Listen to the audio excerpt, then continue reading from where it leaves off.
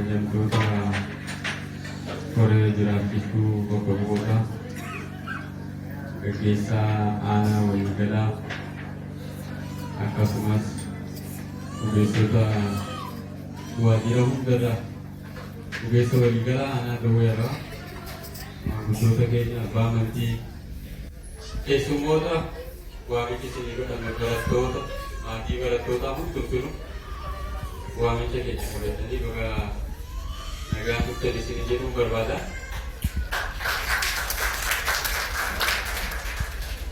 Itti aansuudhaan guyyaan addaa guyyaan sadarkaa aanaa keenyaatti guyyaa sabaaf sablammootaa itti kabajnu. Guyyaa sabaaf sablammootaa kun immoo akka aanaa keenyaatti akka godina keenyaatti hiika addaa qaba. Yeroo darbe sadarkaa ogeessaa wajjin marii faananii gaggeessinedha.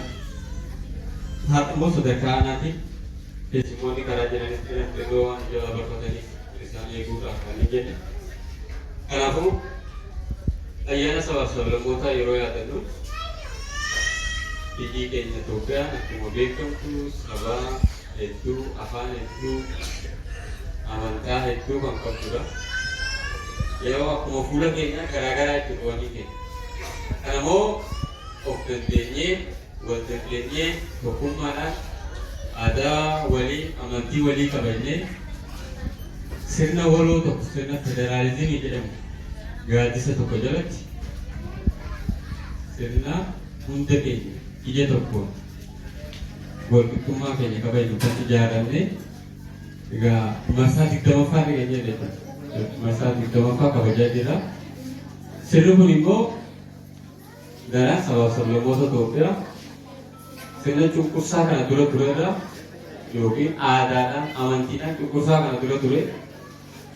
Mirga eenyummaa kana dura ture kan itti deefamu namni namummaa isaatiif sirna federaalizimiitiin kan kabajamu amantiidhaan osoo hin qoodamin gosaan osoo hin qoodamin sirna waloo ta'e tokko kan ijaaramee ittiin jiraachaa jiru mirgi namaa namni nama ta'uu isaatiif mirgi namaa kan kabachiisu kan kabajamu keessattuu erga mootummaa jijjiiramaatti as immoo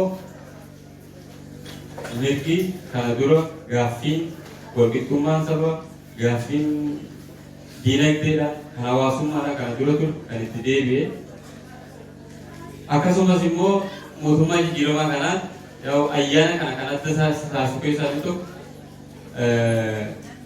hidha laga Abbayyaa sadarkaa biyyaatiin piroojeektii guddaa ta'e akkuma sirna federaalizimii waloo keenyaa kan ta'e hidhi laga Abbayyaatis immoo kan piroojeektii waloo keenyaa eenyummaa biyya keenyaa kan ibsuu danda'u kan itti xumuru waan ta'eef ayyaana kanaafis kan adda taasisu keessaa tokko waan ta'eef akka waliigalaatti kabajamtuu keenyas haasaa taasisaniirani.